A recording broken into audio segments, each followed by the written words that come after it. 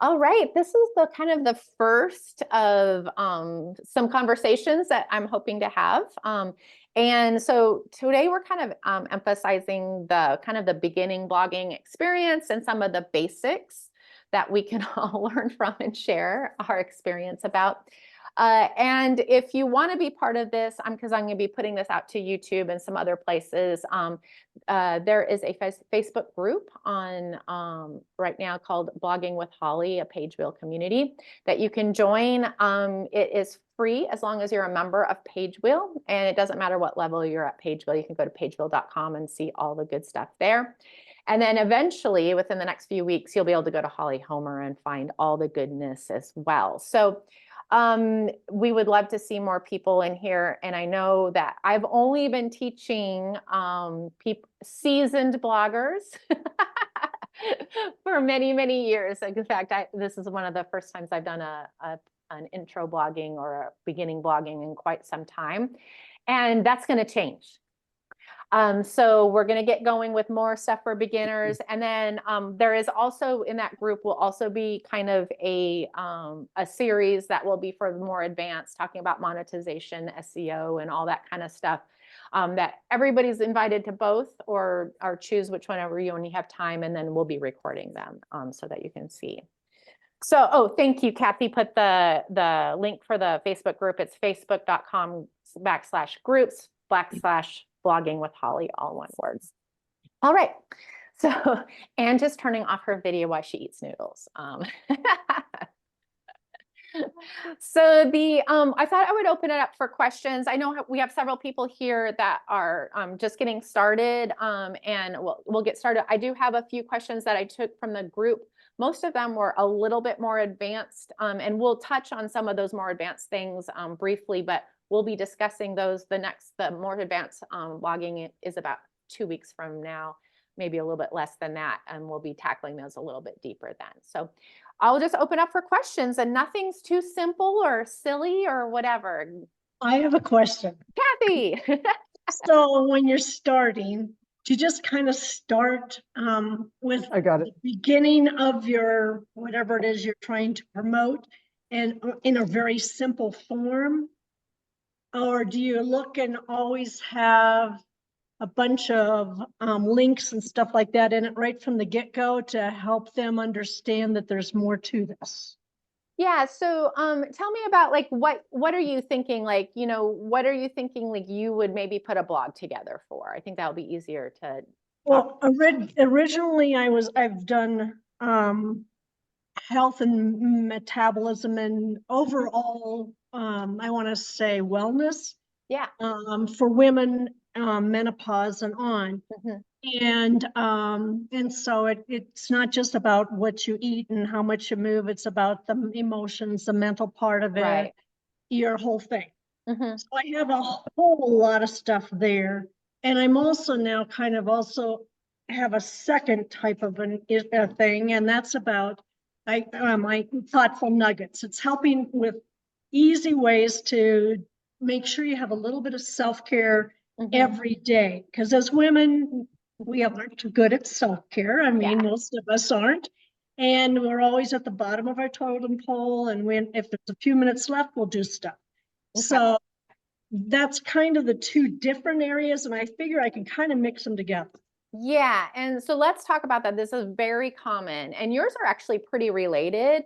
For a lot of us, we're not as related.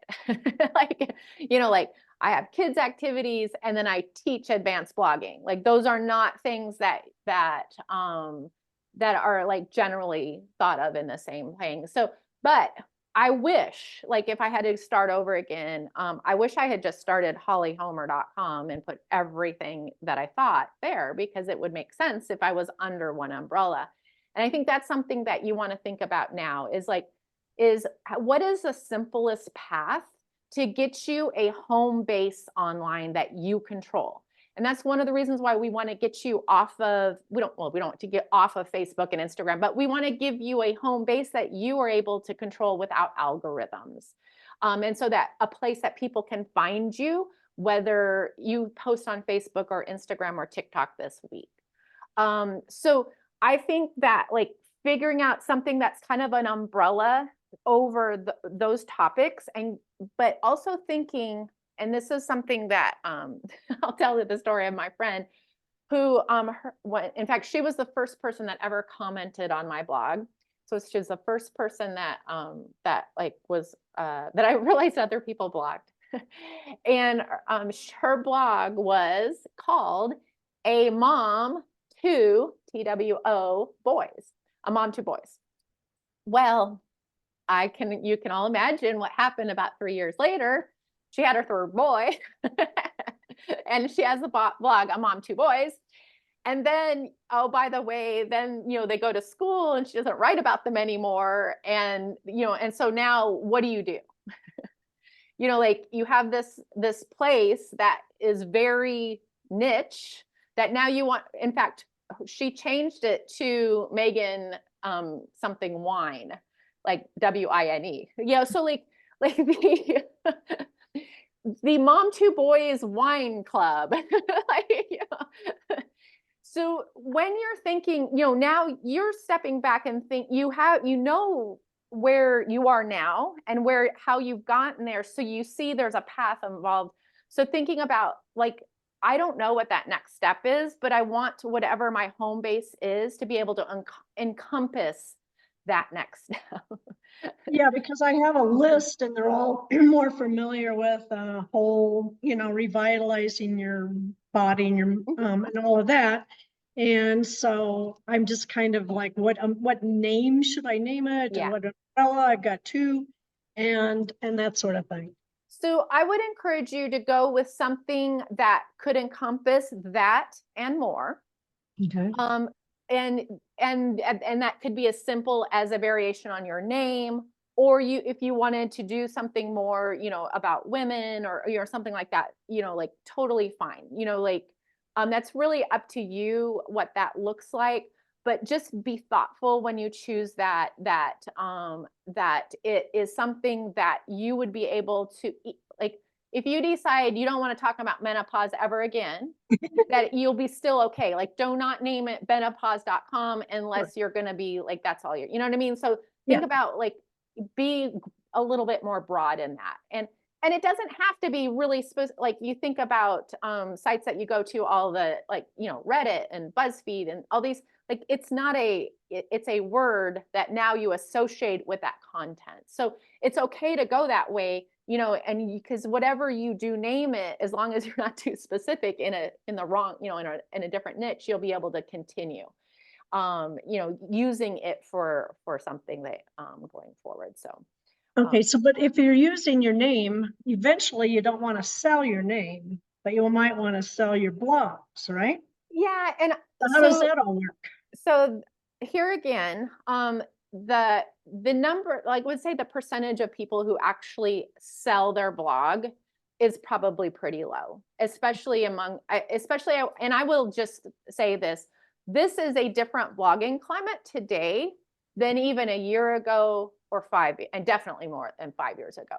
So you have to be thinking about that too. But the other thing is, so let's say you write, Kathy, for 5 years, next 5 years, and I come to you in 2029 and I said, you have 500 blog posts and they're all in this like education about, menopause and getting in self-care and stuff like that. I am likely going to want that content to roll it into something else.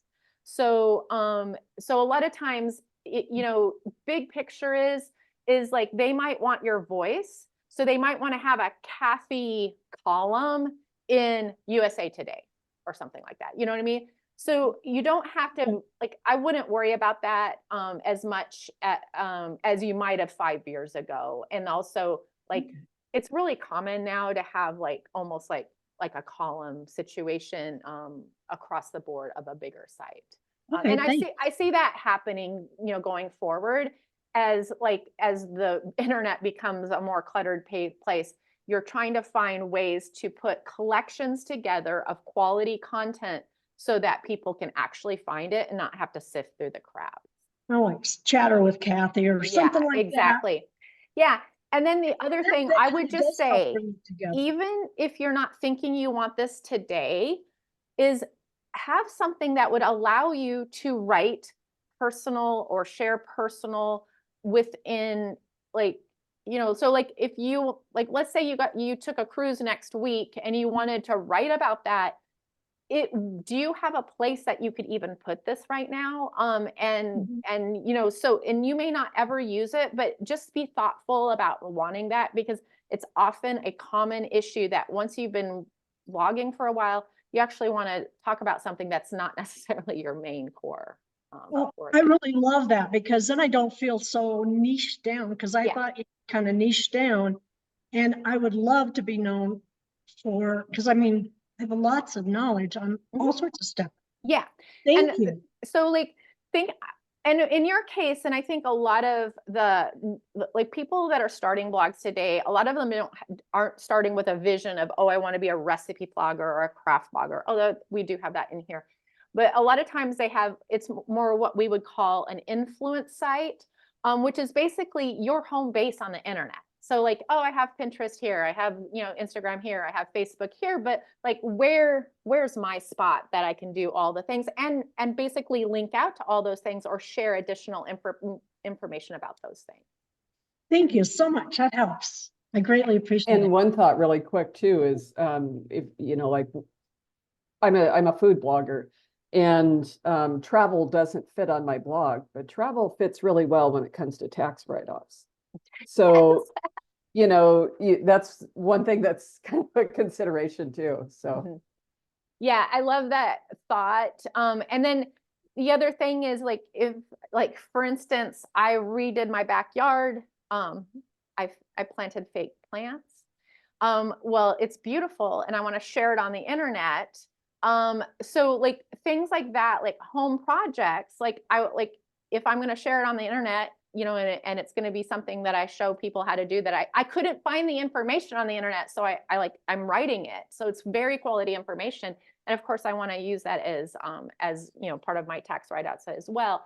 So thinking about not just like that really, like I know the internet wants to be niched down, and a lot of people talk about that, but to a certain extent, like, yes, if you are going to create a food blog that you might sell as a food blog someday, you need to stay in that niche. But if you're talking about, hey, I'm monetizing this in other ways, I'm coming to a home base, that's a little bit different situation. You may not even be thinking, oh, I'm going to have millions of page views. I'm going to be like this, I'm going to use this to serve my my community, to tell my story, to put my people together, to bring connections. All right. Anyone else have a question? Okay, I do.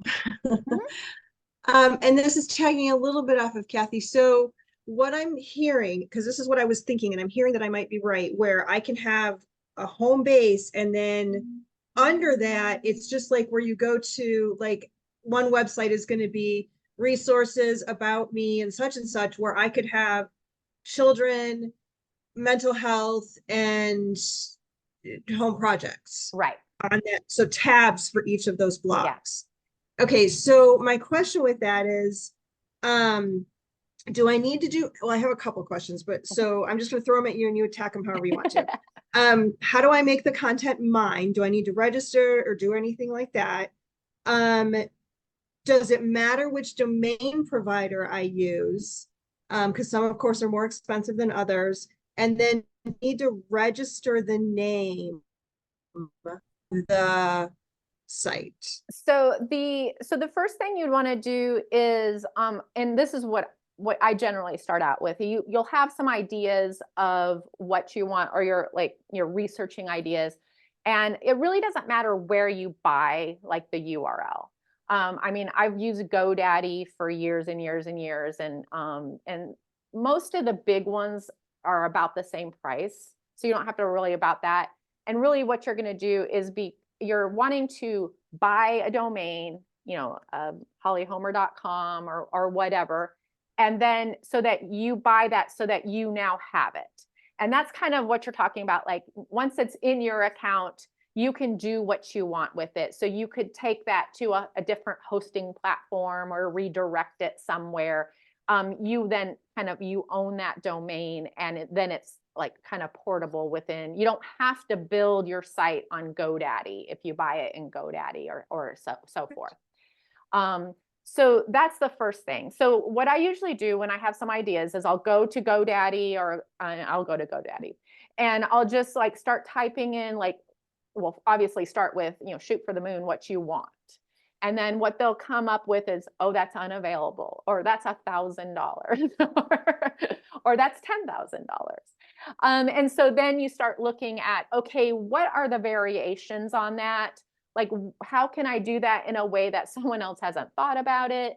How, what other dot, XYZs would be appropriate for me to use. And so then you start playing with that. And really, sometimes that process is over time, because then, there's all sorts of different tools that you can say, put something in, it'll spit out like kind of a thesaurus of ideas, stuff like that. And then you want to sit on it a little bit, because like, and we recently rebranded, Busy to Page Wheel.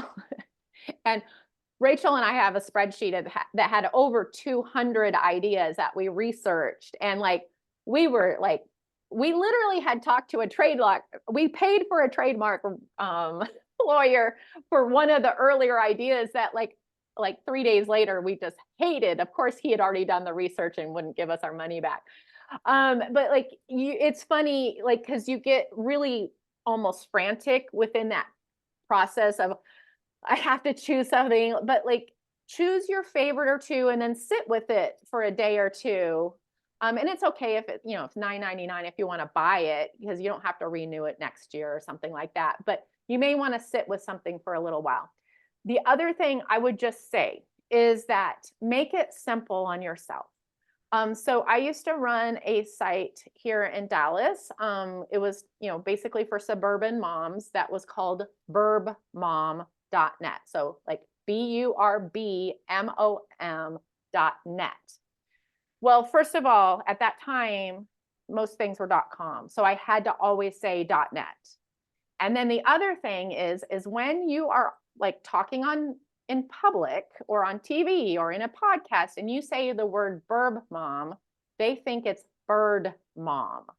I mean, like, it was this, I ended up like rebranding. It was so obnoxious because I always had to, like, I couldn't just say go to burbmom.net. I had to be like burb, like suburbs, and like, it was like a 5-minute explanation to get someone there. So I rebranded She Is Dallas with the .com, so I didn't have to say the .com. And that was so much easier. Just go to She Is Dallas. So like, it doesn't have to always make sense. Like Burb Mom actually made way more sense for the site, but She Is Dallas was so much easier for people to remember and see and go to and not have to deal with. So that's the other thing is like, can they pronounce it when they see it? Can they understand it when you say it? And then these days it's a little bit less tricky about the .com, .ai, .net, because like most people are just going to go Google it, and Google's going to be kind to you. And after you've been online for a few months, you'll come up in that. So yeah, Elva says, I recommend you like WHOLS for your search. It's Who Is, it's WHOIS. Oh, Who Is, okay, perfect. Yes, has been known to make them unavailable. I do know, Elva, that's getting a little bit better. It used to be if you search something, like somebody would snatch it up. And I have noticed that lately it's been getting a little bit better. But if you see something like, and I'm just going to say this as an investor in yourself and your business, your future business, if you see something that is really, a really good choice for you, spring for the $9.99 for the first year. And then you have it so that you don't, because that does every once in a while, you'll go back and it's not available. And you're like, oh crap, like, or it's available for $500 and you're like, so if you think about a budget, you know, like maybe buy your first, you know, your first 3 choices or something like that and and sit with that and be okay with it, because in the end you're going to be a lot happier with that. Yeah, and try to keep your URL short, under 15 characters. Yeah, if you can get the .com, you're going to be a lot better off just in the long run. But obviously the world is a big place, and that's becoming harder and harder to do.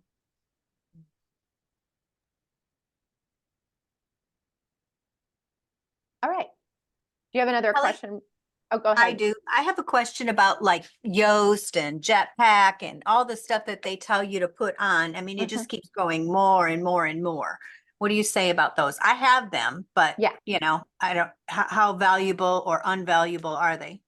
So, first of all, like, how many, do you know how much traffic you're getting on a Not regular very basis? much, because Not very much. I've Okay. just, I put like 10 things on there and then left it for like 5 years, and Okay. now I'm rebranding. So Okay. now I want to hit it big. So I'm just wanting to make sure I have it set up. Yeah, so this is, I love this question, and I think we get a lot of expert advice, Mhm. which I really make a living undoing expert advice. So let the experts I talk. do the same in the Christian realm. Exactly. Yes. Mhm. So, okay, let's be super simple about this. If you have a blog, and it could be like, and you could have a free blog on Blogspot or Blogger, or you could be on WordPress, the free version, or you could be on the self-hosted WordPress. If you, and even if you're on self-hosted WordPress, on a cheap, like, you know, the big box providers, hosting, which is totally fine at first, because really the only time you're going to get into trouble with the big, you know, those providers are cheap and easy for a reason, is because they provide a lot of sites with good service.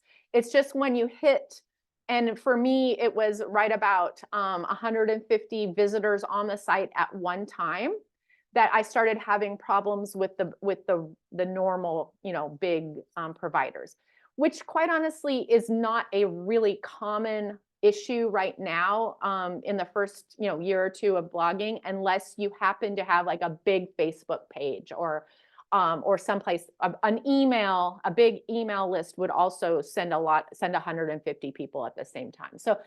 So if you're not in that realm, you don't even have to worry about hosting. You can be at, you know, Bluehost, at whatever. Because, by the way, everything is movable. Like, so if you're on Bluehost today, and then you start seeing that, like, you send out an email and the site, like, people are like, hey, your site's down, or hey, it's really, really slow. That's when you go in and say, hey, I need a better host.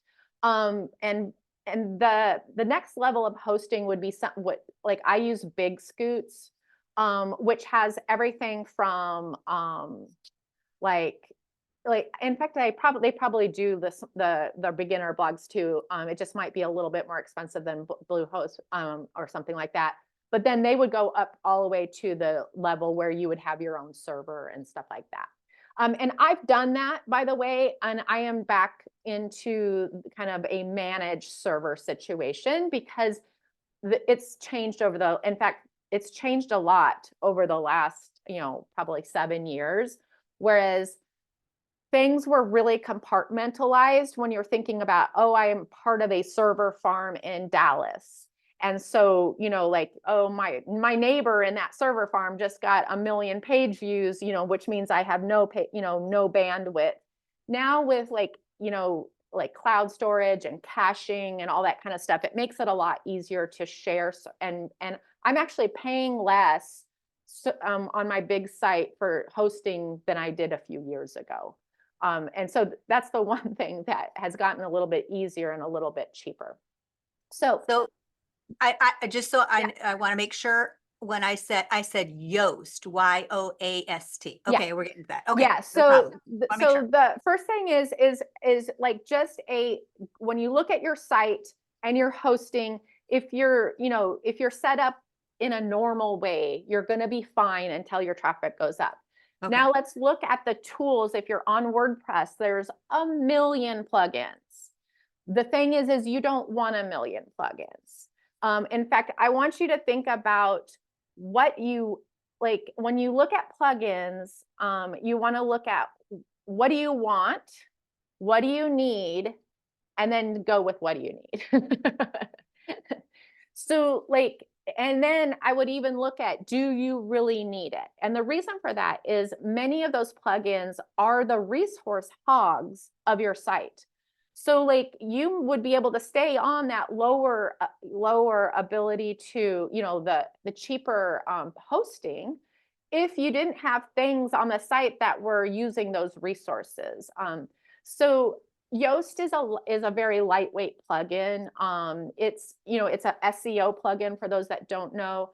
It gives you some information about like what Google sees on your site, and then also you can fill in some information so you can kind of push additional information to Google. Pretty much every blogger in the world has Yoast on it. And by the way, most of them don't have the paid version. The free version is good, unless there's something specific in that paid version you want. So I would say Yoast is a yes. Jetpack has a storied history of Jetpack is good, Jetpack is bad, Jetpack is good, Jetpack is bad. And so, but like, I don't know that you need it right now. Like, so like, I would probably err on the side of, if you don't know why you need it or you're not using it on a regular basis, I wouldn't use it. And then at some point, you might have something going on your site. You talk to someone who, like, there's people that help maintain sites and do little tweaks on your site. If one of them says, hey, you need Jetpack, or Jetpack would solve that problem, that's when I would add it in. Okay. So I just ended up with all this big stuff, like I was a multi-million-dollar business as I got started because of that first coach that I paid all the money to, that we spent a whole year building all this up, and I gave all that money and spent all that money, and then I had nothing. Yeah. So then I had to build my business. So see, I did things backwards. So I'm trying to do the catch up now. Yeah. And the good news is, Cynthia, is you learned crazy amount through that process. Unfortunately, it didn't get you where you wanted to be. You took a different path. And that's totally fine. But like, so the good news is a lot of that information is not wasted. But now let's like, I would rather have you on a free platform producing content and learning through that content creation than paying someone to put a beautiful site together that you are like, well, that's not even what I like. Now I want to talk about this. Like, so, and like, and I've told this story before, but like, when I first got started, you know, I was talking about the kids and stuff like that. And then I was like, you know, but on the side, I was decorating homes, like these $1 million homes. I was going in and doing, you know, a living room or a kitchen or a bathroom redo. And I don't have a background in design, but I've just always been kind of an artsy craftsy person. And we had designed and built our own house. So it was generally neighbors that had seen the house and like, hey, can you help me do this? And so I was running like kind of a part-time design business on the side. And so I was like, oh, I'll write a design blog. Well, if I had had the resources at that time, I would have like put together this beautiful design blog.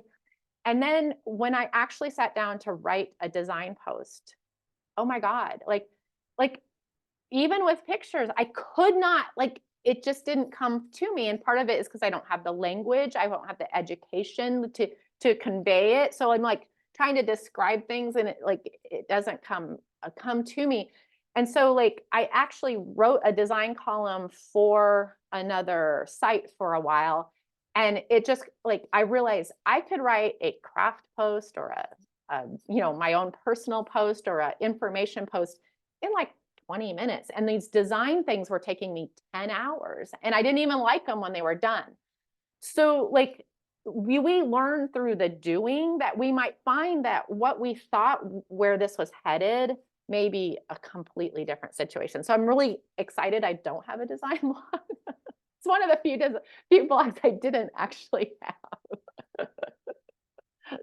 But so creating that content, I think, is really that next step, no matter what your blog looks like right now.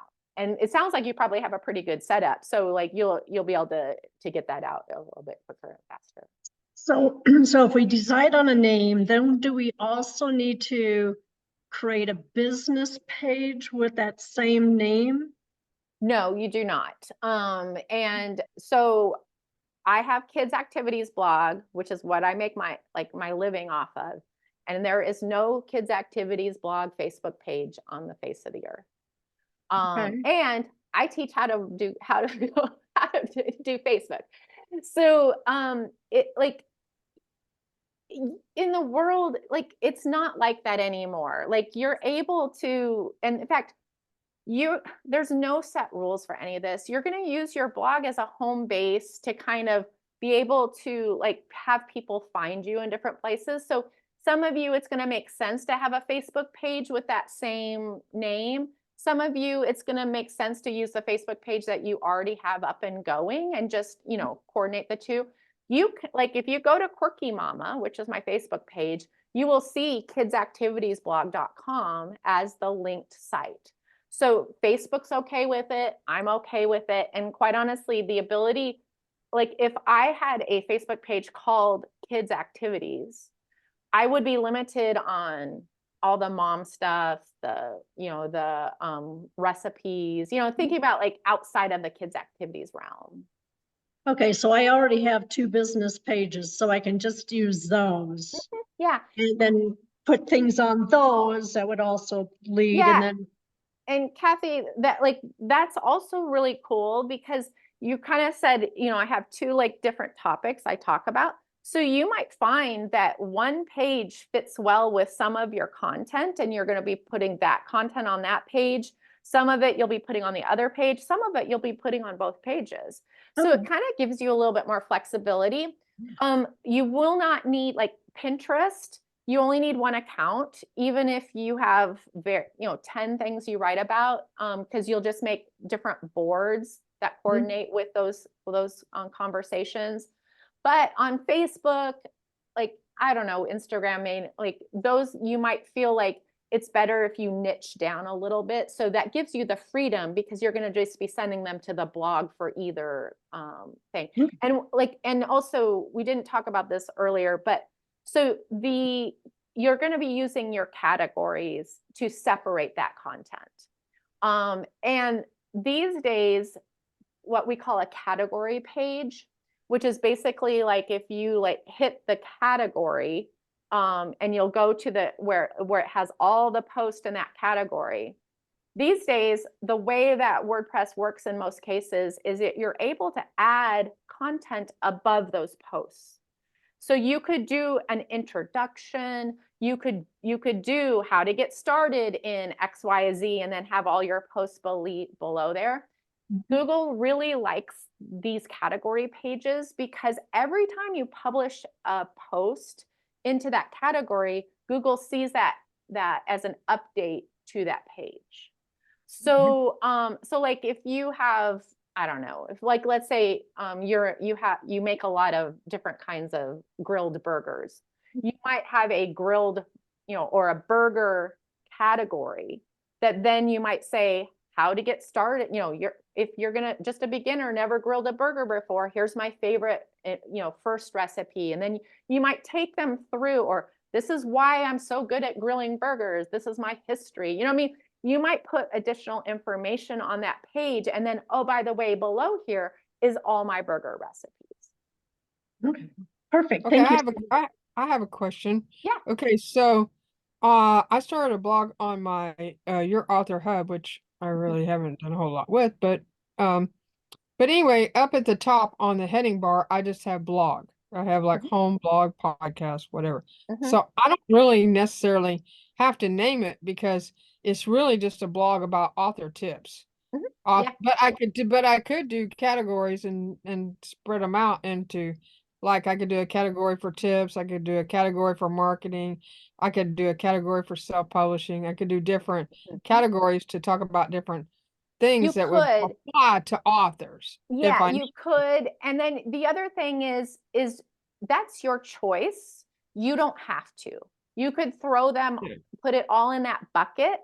And one of the things that we think about, like, so just to give you a little like background, like Kids Activities blog has about 15,000 blog posts on it. Okay. So it makes sense that Kids Activities blog would have categories that separate, because I talk about parenting and I talk about crafts and I talk about activities and games and printables and coloring pages. So it makes sense that I'd want to separate that, because we're like, oh my gosh, how am I going to find that coloring page out of 15,000? When you're getting started, or you have 100 blog posts or 200 blog posts, like you don't have to run by that, like, because there's a very good search on most of these blogs, that if someone's like, hey, I want to find out about how to run my Facebook page for an author, they could type in Facebook, and all of those things that you've talked about Facebook would come up in that search. So you're kind of freed to let this take on a life of its own at first. You could show people how to use the search if you're like, you need to find something. But then what I would say is, don't start making categories until you know you need them. Okay, and then there's not really any reason to give it any specific name, because it's on my author's site blog, so I don't have to. So blog is just having the word blog up there on my heading is fine, right? Yeah, so like if it's on the author site, and then so Google's going to see my author site or whatever it is /blog.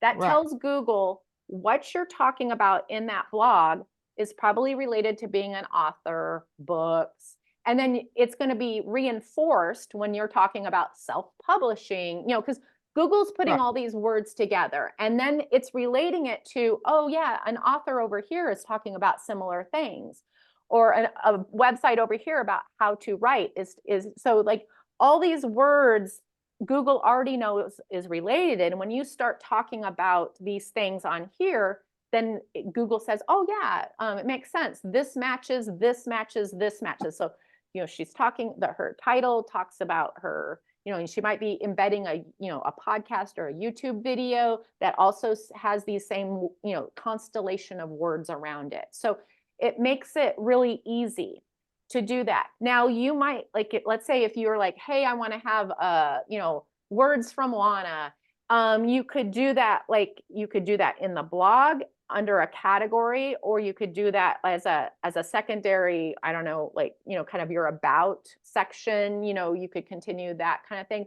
So you could create separations either within that blog or within the kind of the categorizations on the site. Oh, so what I could do is put I could title the blog at the top of the blog too. Mhm. You could. Okay. You could have a name for it I if like you that wanted word to. from Lana. Yeah. Because I got Learn with Lana, and so Mhm. words from Lana, that sounds good. Yeah. Okay. So, Yeah. and then really, as long as you stay kind of organized, and it doesn't have to be super organized, like you're better off with, 3 categories that you use a lot than 20 categories that you'll use 2 of. Okay. Because Google's really only crawling what is getting attention. So Okay. it sees where the traffic's going, where you're updating. So you're going to be a lot better off with starting small. And then what we do, like at Kids Activities blog, is we won't start a new category until we have enough content to fill it. So right now I was thinking about this yesterday. I was updating some things, as we have probably 150 facts sheets that are printable. I don't have a facts for kids category. It makes sense for me now to have a facts for kids category, because I have all this content that it would be easier for my reader to find this if I made a category where it was all in one place. Because if they want facts about koalas, they may want facts about opossums. So it makes sense to have that all in one place. I just haven't done it yet. And the reason for it is that I didn't know when we started doing these fact sheets that we would end up with 150. If we only ended with 5 or 6, it wouldn't make sense to have a category. If that makes sense. So you said we Thank need you. 150 things to have a category? No, you don't. In Okay. fact, what you would do is just set a number. So Okay. like if you're getting started, it might make sense that once you have 20 blog posts about something, you might want to make a category about it. But what you're going to find, you guys, and this is why I want you to take a step back a little bit and not overcomplicate this, is that you're going to find that, well, if I make these 6 categories, well, some of that content will fit in 4 of the 6.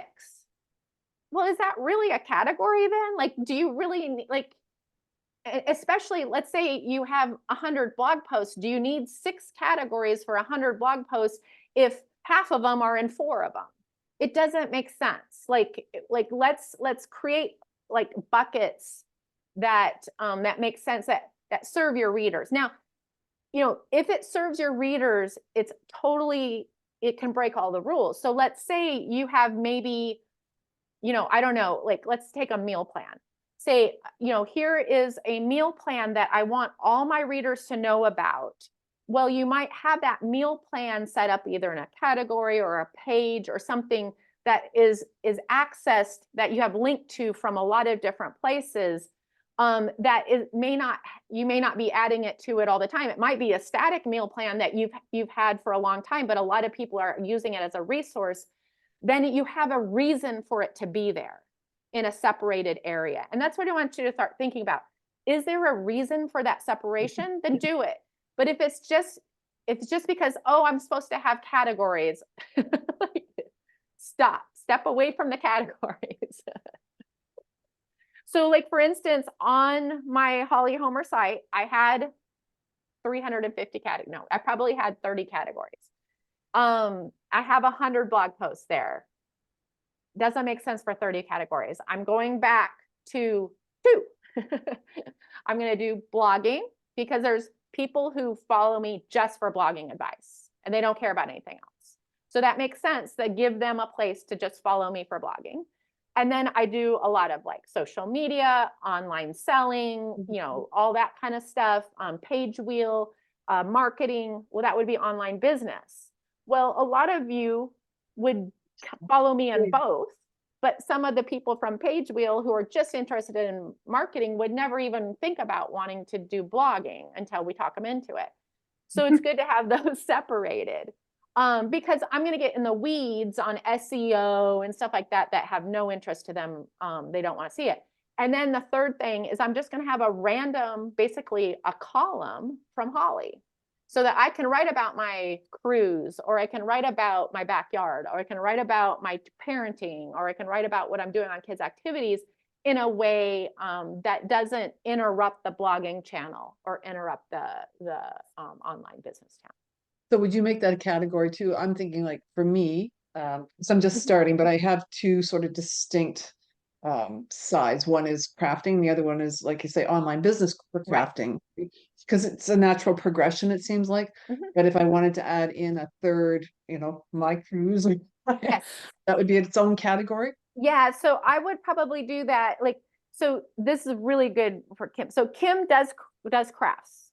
So Yep. she's going to have craft tutorials, craft, videos, all how to do this, how to do that. So she's going to have a group of people following her that just, want to make that bow, may want to make that wreath, want to make that. So that's a really good separation. You may end up with either subcategories, or you may Eventually. end up with tags, so that you might end up like, oh, here's my holiday crafts, or here's my, so that makes sense when, Yeah. down the road. But at first you can put them all in one pot until you're like, oh my gosh, I have so many wreaths. It's, I'm like getting I need to put them all in a wreath category. So, Yeah.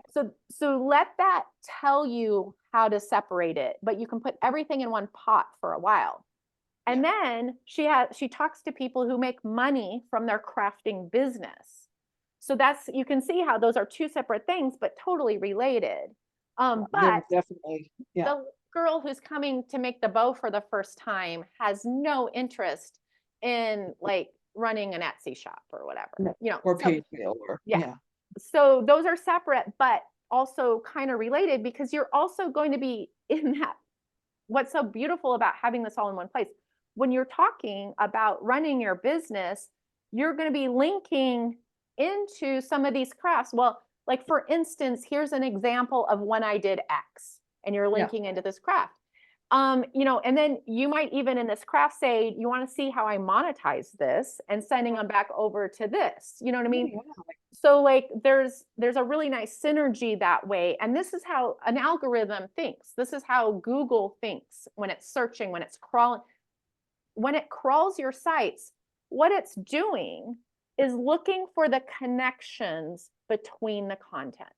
It all makes sense, yeah. So it makes sense to Google because Google sees, okay, she wrote an article about a wreath, and she has a YouTube video about a wreath craft. She has a tutorial, numbered tutorial about that has wreath keywords. She has a DIY card, how to make a wreath. So Google's like, I think that's about how to make a wreath. And then what Google's going to see is like all the incoming links. Are they talking about wreaths? Like, are they talking about crafts? Are they talking about holidays? Like, are they talking about the same type of thing that this post is? And then that just gives you more authority because it sees all these incoming links, even they're from you or from other people. And then it's going to say, okay, well, what is when you link out to something in that post, what does this craft think is important on the internet? And so it will follow it through there. And so this is what that spider web, you want a beautiful spider web of interconnection so that you're basically telling Google, this is important for these reasons. Yeah. And then that wreath, I'm thinking of one I did a couple last year, I guess it was, or the year before, that it went wild. So I took advantage of the wildness of it and monetized my YouTube channel. Yeah. Driving all my traffic there. I put the tutorial over there and said, hey, if you want to see it, head over there, and made a reel, and it just went crazy, but it monetized my channel in like a month. Yeah. Yeah. So the business side, I'm going to say strike while the iron's hot. If something's going crazy and you have, a plan that you want to do something, Right. take advantage of the in craft world, it's like September to December is our time. I have I have lots of beginner questions. Go for it. One of them is, okay, so most of my viral videos, I don't know why, because I don't even like bows that much, but they're all bows. No, I know why, because I make them simple, right? And it really helps people see that they can do it. So I've got like 10 or 12 of those probably that always do well every single time. They drive the traffic, like the new traffic on my page, on my Facebook page. And I've got a big audience because of all my craft stuff. So I do have an audience I'm going to be driving to the blog. I already know that. Yeah. But would you take those? I'm going to take those videos, put them into each blog post with the YouTube video linked, of course, to keep them on the page longer, and make like a numbered. It's going to be harder to describe than it is to show, but I'll do it. Yeah. So I'm going to do that. But would you do like here's my sort of plan right now. It's loose, but kind of my idea is I want to monetize with Journey fast, right? So I want to get the 10,000 page views.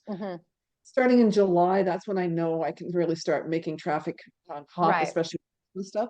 And then all the way through December, I think I've got a good shot in those few months. I don't even have my blog pages even published yet, you guys. I'm not trying to bite off more than I can chew here. I just know my people, and I know the traffic will be there at that time, right? So I'm trying to get content onto the blog now that would serve that purpose later. So my high traffic content on my Facebook page is probably going to be my high traffic content on my blog as well. Would you do like 10 blog posts about bows, do all the top blog posts I've got, or all the top Facebook posts I've got first, and then my next category, which I know is like my DIY recipes for chalk paint and decoupage glue, and things that we want to, they always do really well too. So that kind of stuff. Yeah, so I would definitely, and I, the internet knows you as a bow expert. So your blog needs to represent that. Okay. So every single one of those like YouTube videos that you have on YouTube I would Yeah. create a blog post for each one of those that has the corresponding tutorial. Yeah. If you want to, and I haven't looked at her blog in the last few years, but the person that was a master at this is Mindy and her husband that run Cute Girl Hairstyles. So they have a massive YouTube channel. In fact, they have now 5 YouTube channels, and their daughters are like celebrities. Wow. But I knew them back when they're here in Yeah. Dallas. I knew them back before they hit it big, but she started out as a blogger at Cute Girls Hairstyles. She was doing tutorials on each hairstyle, and then she was doing a YouTube video kind of to put in the blog post, and then the YouTube channel took off. Oh, So that's what she was doing. So she has the content on her blog Yeah. that has all the details, and then the video obviously on YouTube does too. But Mhm. the combination of that is a really nice, like, because a lot of times you want to be able to print out the instructions or find more information, or where did she find that product, and that gives you in the content to give you that ability to give more information. Also, the other thing that you might be doing, especially on that side for the reader, and I want you to think about what the reader experience is. That's really more Yes. important than Google. In fact, Yeah. Google comes along to the reader experience at some point. Yeah. So like if you just showed them how to do a bow, and they're like, oh, that's not the kind of bow I need. I need that fluffy one. Yeah. They don't know what that fluffy one's called. So what's really helpful is to give them, oh, would you like to know how to make more bows? Here's my other bow thing. So like, or you might, and even in that situation, you might even want to add a picture. If you want this bow, go here. If you want this bow, go here. If you want this, and that's going to also interlink between your content. The other thing is like, maybe you're doing a gift wrapping bow. So you might at the end say, oh, do you want to know the best way how to wrap a gift? Then you're going to send them over to your gift wrapping, how to wrap a gift post and video. Would make sense. Yeah. So Yeah, so maybe the thinking next step. about like, what do they need? Like, and sometimes it might be, they might need some information before like maybe this is a more advanced thing. Hey, if you're looking for something simpler, go here. And then Yeah. what do they need afterwards? Or maybe you missed the mark and what were they looking for? So that's what you want to kind of think about when you're linking, because one of the things that Deb asked is can you overlink within your blog? The answer is yes, you can, but if you're intentionally linking for a reason. So I think where we get into trouble sometimes is like SEO experts, and we're all like, at some point we're all trying to game the system a little bit. So we're like, okay, and I do this all the time, I'm gonna add 5 internal links to this post. In fact, I have a thing that is one of the tasks that I do on a regular basis is add 5 links. So yeah, the first few times I do that, it makes a lot of sense. I'm going to go in and say, okay, here's a frog here. This is a frog craft. I'm going to go to 5 other frog crafts and say, hey, these are all related. Let's make sure that, if you're looking for a preschool frog craft, like I want you to find all the options. Or if you don't like this one, once you say that, oh, it requires this ingredient or this supply, here's some more options. So the problem I think is when I do think like I can make it relevant, because I can say, okay, I've now linked all the frog crafts. Okay, well, now I'm going to do all the frog learning units, all the frog coloring pages, because if they do a coloring page, they might want to do a frog craft. And then I'm like, okay, boredom busters. Well, frog crafts are really fun in the middle of the summer. Like, so, I mean, there's a lot of justification that you can do with this interlinking. So I think where I'm concerned, like I think if you have intention and it makes sense on the page to the reader, I don't think you can interlink too much. What Google's going to say is is spammy, is that Google's going to see where your traffic is.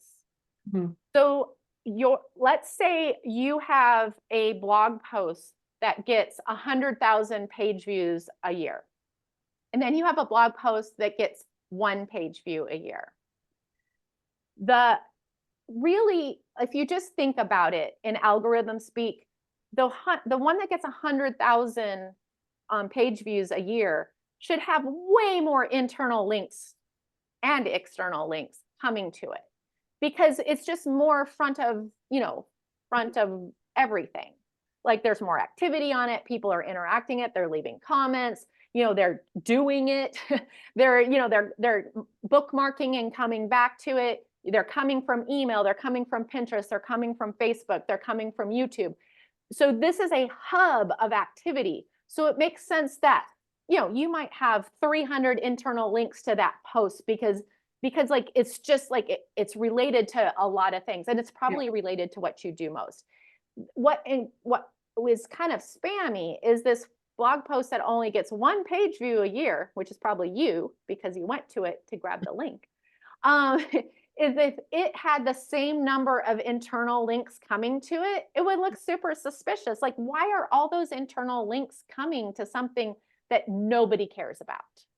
So Yeah, I think it that's goes where back to the reader experience, yeah. yeah, because like this is and by the way, we've always talked about emphasizing what's working. So that one that gets 100,000 page views a year is going to be in my email regular, on my Pinterest board regularly, on my Facebook page, because it's just something I know is like a no-brainer. Like if you haven't seen this and you're out in the internet, a lot of other people really liked it, you might too.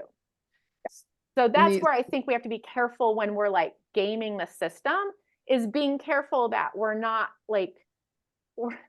telling the wrong story. We actually want Google to kind of forget about that blog post that only gets because what Google will do is it sees where the activity is, and then it kind of just like forgets about everything else that's on your blog.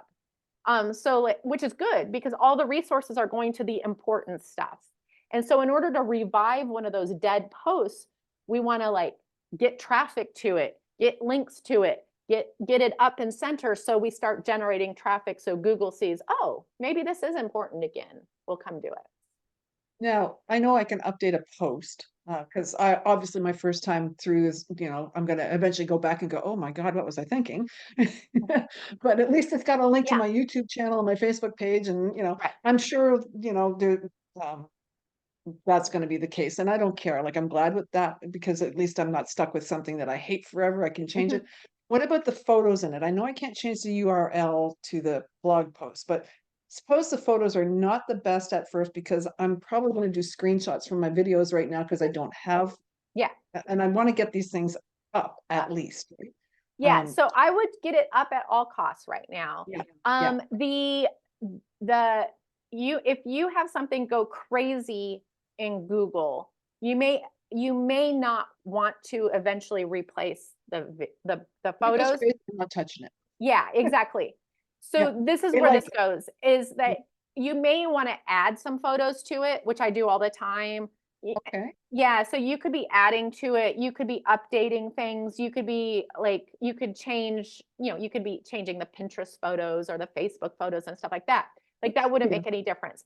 But then let's say that you have a blog post that's doing really well on Pinterest or Facebook or somewhere else, and Google doesn't really care about it, then you're going to have a lot more freedom as to what you're going to change. And so you really, it's only in those and I would say this about everything. So like if Facebook really likes something, I don't touch it until Facebook decides it doesn't love it anymore. And then I'm going to go in and update it. If Google really likes something, I feel like I can add to it, but I'm not going to subtract anything until it kind of dies down, if that makes sense. And I guess that's because like the bow video, again, the first one that kind of set off this whole thing for me. Yeah. It's not my best work. But that's the thing. It's like connect to it. You can't recreate the bow, like you can't make it better and then post it and have even close to the same result. So you're gonna run with it. So you might do that, but you might embed that bow video, but you might reshoot the bow making in a really beautiful way. And then so you have these beautiful photos in the post, but that original bow video in it. Okay. Yeah. Good to know. So Jennifer had a really good question about I was talking about internal links. So there's 2 types of links. So like if so Jennifer, if you have a blog and I have a blog and I link to you. So I was like, hey, you got to go see Jennifer's bow making extravaganza. Because you're going to watch Kim's videos and you're going to make a lot of bows. And so I like link from my site to yours. From your perspective, that's an incoming link from an external source because you don't control my blog. You know, you're just excited that I link to you because that's a good thing when you have incoming links from external sources. And then there's those links that you control. So the ones inside your blog that point to other blog posts, those are internal links. And so you want to make sure, so I always think about it this way, is if you have a blog post that you didn't do any internal links to, what does that tell Google? That it wasn't even important enough for you to link to yourself. So like, and it's funny because sometimes I'll be like, why isn't this doing better? And then I'm like, oh, I didn't even link to it. You know, it's like, it's one of the most obvious, like, boom type things because like the first, you know, quality thing is like, do they even care about it? So what do you mean right there when you say link to yourself? Okay, so you wrote about menopause hormones. Yep. And then you wrote about what to do when you hit menopause. Okay. Well, that list of what to do when you hit menopause is likely going to say, hey, if you want more information about hormones specifically, go here. And Okay. then over here on the hormone page, you might say, hey, have you just hit menopause? Go over here and look at my list. So it's a really natural thing for you to be, in fact, those steps of what to do when you hit menopause might link out to 4 or 5 or 10 of your articles or other resources. It's fine to also link to other people. But you also want to make sure if you have it on your blog, link to it. If you don't have, or if you want to add additional information, you get into external links and stuff like that. It's totally great to have resources in all ways, but always make sure you are linking to your own resources. So when we first start, should we have like 10 or 20 blogs up and ready to go at once? That was my other question. Because then you can link. You do to you. You just start going. You put it online. Those will happen organically. So I published a new post today. There's no internal links to it because it just was published today. So what will happen is over the next month or so is, or I forget about it and we'll do it next year this time. But like what should happen is as I see, oh yeah, this was really interesting. I see this as a resource. Let's make sure that the stuff that's already on the blog that is relevant to what we just published is linking into it. Because when we wrote that blog post, we already said, oh, by the way, hey, if you may also like this, or you might also need this. And we're already doing internal links from that blog post to other blog posts, but we can't really link into that blog post until it's published. So that's going to happen over time. Google does not expect you to have all that in line. That would be super weird. In fact, Google probably doesn't want you to go live with a blog post that has 42 internal links immediately if that's not what your norm is. So what will happen over time is as you write new blog posts or as you update old blog posts, you'll start saying, oh yeah, I have that resource I forgot. So for instance, a few years ago, we did a printable about the scientific method for kids. That was a worksheet where they could take any science experiment and run it through like the scientific method. And it was like all cartoony and cute. So it was really simplified. So when we first published it, it had no internal links coming to it because it was a new post. But you could see how pretty much any science post, any science experiment, any science, worksheet on my blog could use that as a resource. So over time, we have linked back to that hundreds of times, because every time we get to like the steps in a science experiment, we're like, hey, if you want to, if you want to follow the scientific method on this experiment, here's our worksheet. So and then you can see how Google sees, oh, they have a worksheet.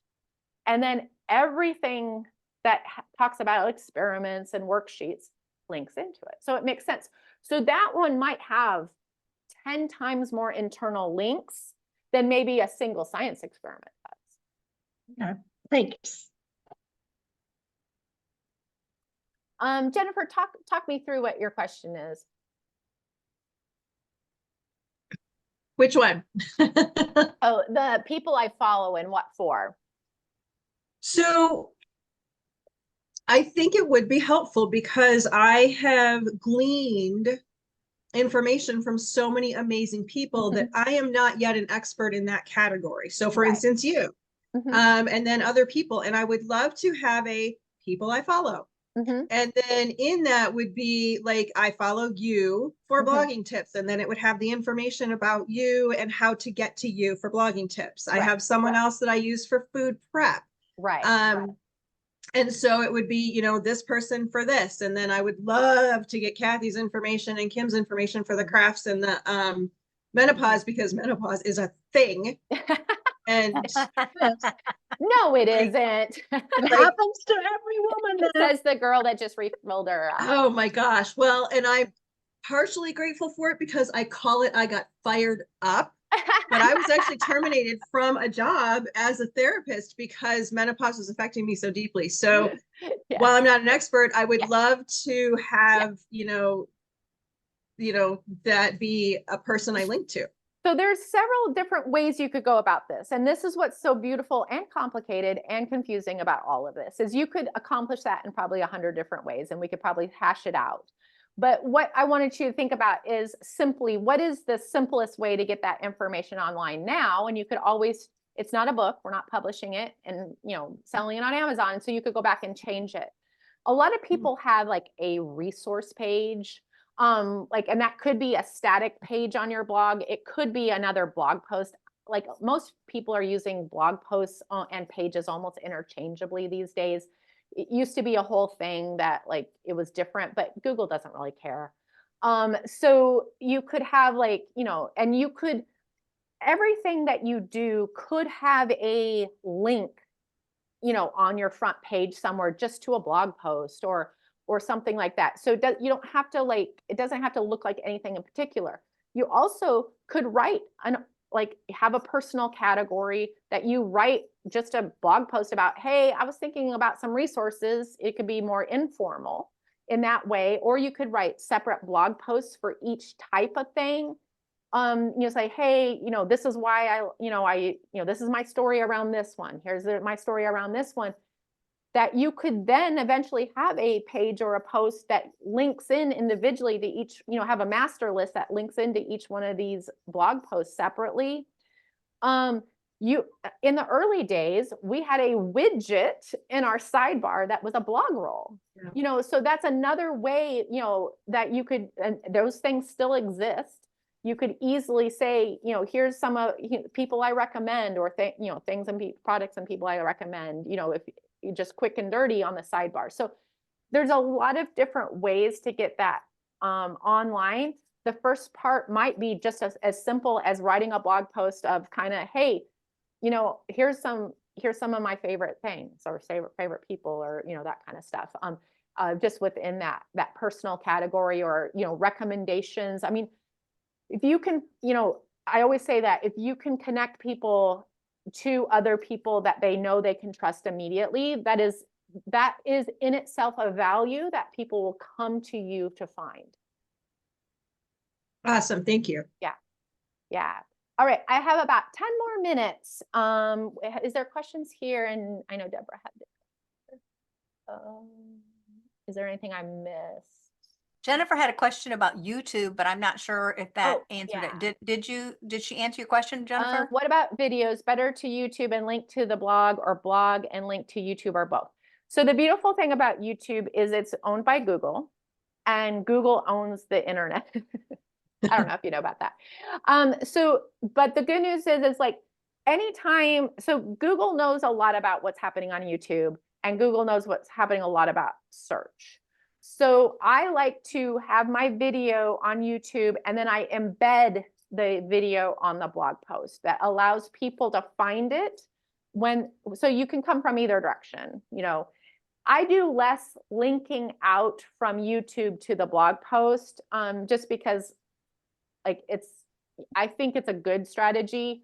But like, it's not a strategy I have a lot of time for at this point. So I have and I don't necessarily link to YouTube from my blog post because I'm embedding that blog post, embedding the video. But YouTube sees when people will watch that video in your blog, and Google sees that those things are related. So I like to use YouTube videos, and these days, especially if you're on WordPress, there's usually just a really simple way to pop it in the players all. Also, over the years, just FYI, the YouTube code is so much more stable than Facebook or Instagram or TikTok. Like you'll use an embed code for one of those things. Even if they don't change the embed code, you'll go there to the post and it'll just be like malfunctioning or disappeared or wrong or dumb or empty. So a lot of times, even if I do stuff like here or I do stuff on Facebook, I might download it and upload it to YouTube if I want to keep it long term. If it's something fleeting that I'm not going to use, I don't worry about it.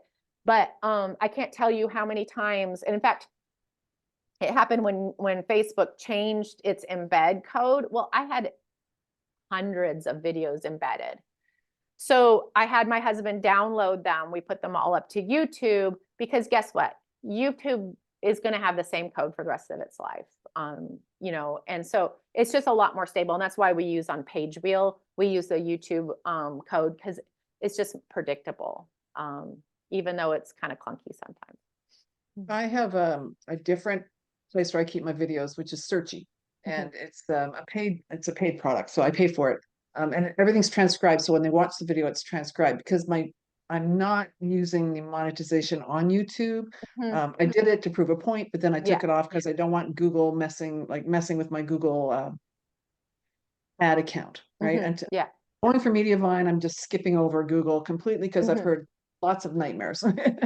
And I was like, I don't want to be, I've got a Facebook nightmare. I don't need a Google one. Thank you very much. So learn my lesson, forget the cheap ads, go for the best. Yeah. Anyway, does it matter? Because I know that's pretty stable too. And it's because I'm paying for it. It's like being on Vimeo. It's the same kind of. Yeah. So so I think of videos in general within a blog post as a part of the structure and a part of the confirmation. So let's say you come to a menopause post on Kathy's blog, and in the middle of it is a how to potty train your child video. Like it doesn't make sense. These two things. Potty train the menopauser. Yeah, these two things do not make sense together. And so it's going to be like, what? Yeah. Because the Google's going to come along and say, oh, this is contextual, this is contextual, and that's what keywords are all about, is creating context. It's not about the keywords, it's about the context now. So she's created all this context about menopause, and then what? That looks spammy, okay? But what if she had the 5 signs you're going through menopause video, no matter where it's hosted, in the middle of that same post? So the crawlers are coming through menopause, a constellation of keywords, video, constellation of keywords. So it's just confirmation it's there. So that's why it's a value indicator. Because remember, when Google goes to find like when someone Googles, which somebody in this room has, what do I do with these stupid hot flashes? I might have used a word a little stronger than Say it. stupid. Um, then, so when that happens, like Google's gonna say, okay, this blog post is from the Mayo Clinic. Oh, okay, it's gonna get some, because it has some authority score.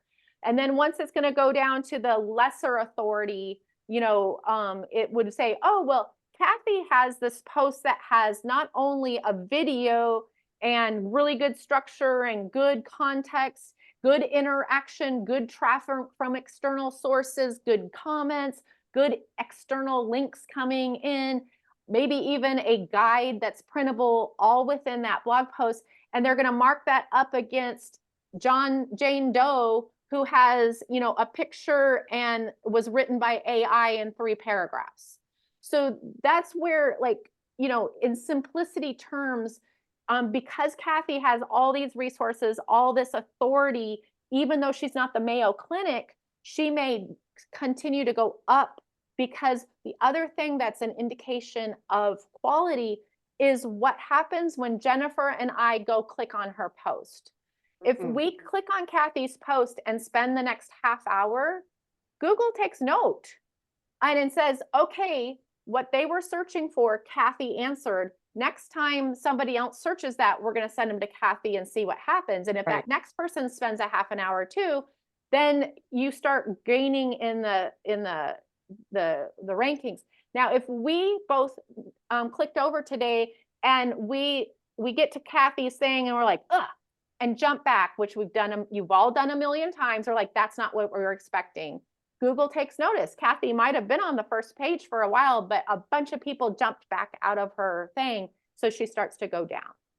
So that's what we're talking about with quality. So like, if you have the YouTube videos, or if you have videos anywhere, put them in. If you have resources and links and additional information, it just shows Google that you're more comprehensive, and you're not necessarily doing it for Google, because you know that when Jennifer and I come to that post, we want all the information. We didn't Google Doing it that for our lightly. reader. Yeah, we're doing it for our reader, that they have the best experience we can Yes. give them. And I think that's just going to translate eventually, Yeah, and the other thing about menopause, by the way, Kathy, which is such a strong thing, is when I'm in the middle of the night on a cruise ship, Googling Sounds like there's a story here. what to do about having a hot flash every 20 minutes in the Caribbean where it's hot. I don't actually want to hear, because guess what? The Mayo Clinic, the Cleveland Clinic, and what MD, whatever, MD.com, WebMD, MD. all say the exact damn thing. I mean, they have it in a little bit different paragraphs, but it's all the same exact article. You know what I want to hear? I want to hear from someone who's actually been there. But oh, by the way, it doesn't sound like it was written by anyone that's ever been through menopause, because they wouldn't just lightly say, do you know what one of the things is? It says, stay in a cold room. Not helpful. Not helpful, WebMD. Not helpful. It's very lucky you can't get your hands on them. Yeah, so like literally what I'd really like to do is be walked through by someone who has a brain, who actually like has some empathy for the fact that I'm up in the middle of the night, like Googling this with cuss words. Who's a female? Yes. Yeah. So this is where this, like, thinking about like, what is the state of mind of that reader when they're coming in from that search term? What information do we need front and center? Can we put that at the top of the blog post so that they know they're in the right place? And then like that blog post can be as long as you want to, just like a sales page, because the people who are going to lose interest are just going to leave, and the people who are still really invested are going to continue to read. That's really good. Thanks. Thank you. All right, we have time for one more question. Anything else? Nobody else will ask. I'll ask. Go for it. So you went through categories. So tell me, what is the difference between tags and categories? Not much these days. So I had 2 blogging clients that a few years ago that had about the same size blog. One had organized with categories, and one had organized with tabs, tags.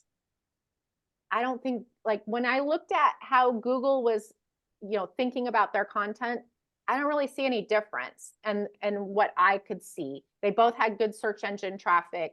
They both were ranking well for things. So I just think Google loves structure. Google loves to be able to figure out, like, I mean, it is an algorithm. So like the tree. So if your tree makes sense, if your linking makes sense, if things were making sense in the constellations, in the neighborhoods, in the whatever, I don't think it matters. So like you could do, like, I'm pretty much all category based right now, but I have a million tags that we just don't even use anymore, unless it's somebody who writes for me that puts 16 tags on something today that no, I've not tagged anything in 5 years or more. So like, it just depends on what you want to do. If it makes sense for your reader to start tagging things a certain way and having that appear, and sometimes you'll use tags and not even put them public. And that's the other thing. You can have categories that aren't necessarily in your menu. You can have tags that aren't public. It's just what would be best for your reader.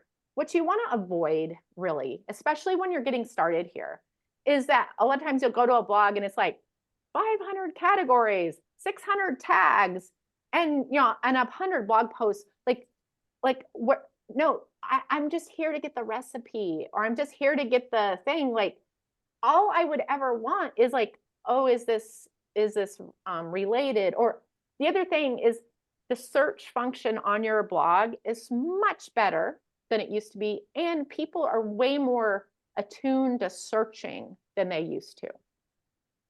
So I would just go as light as you can at first until you have an intentional reason to make something.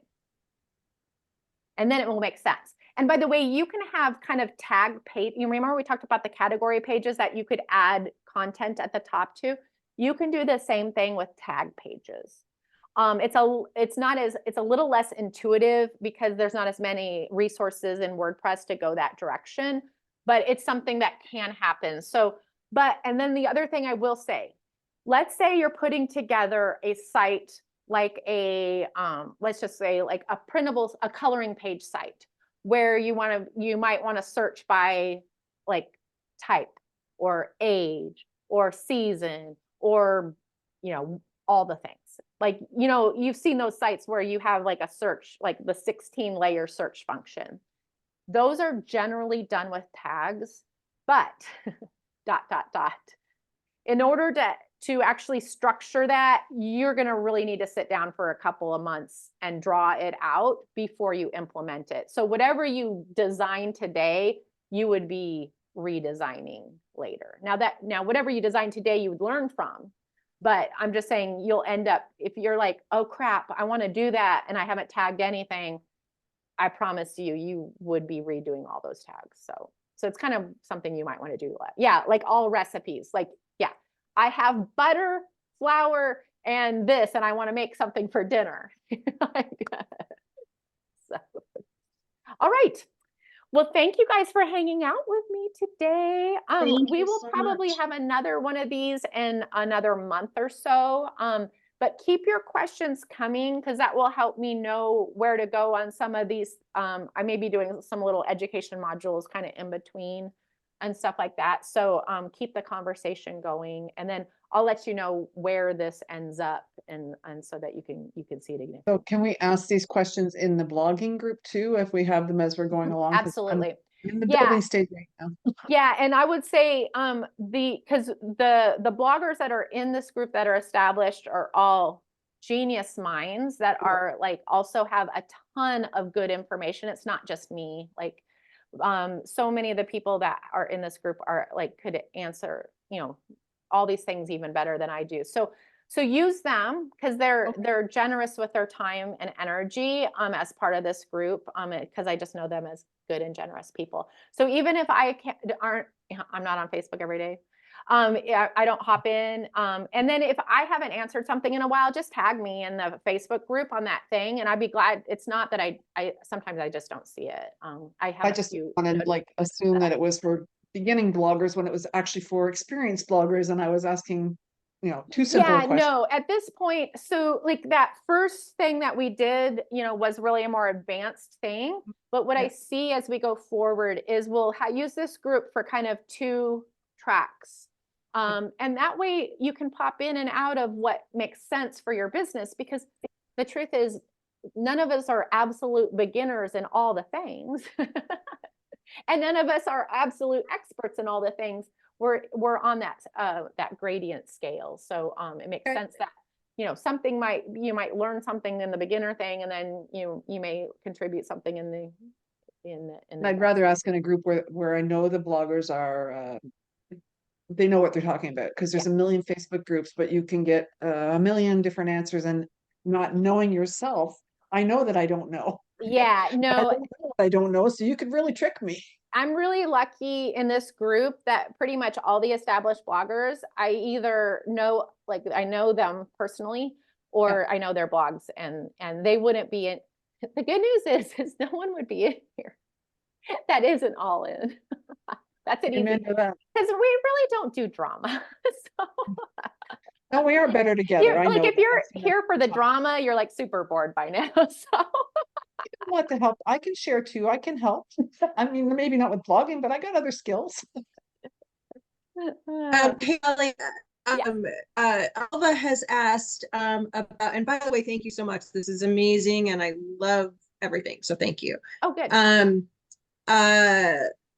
Alva has asked about having 2 categories or buckets, and the ones that don't fit into those, do they sit uncategorized?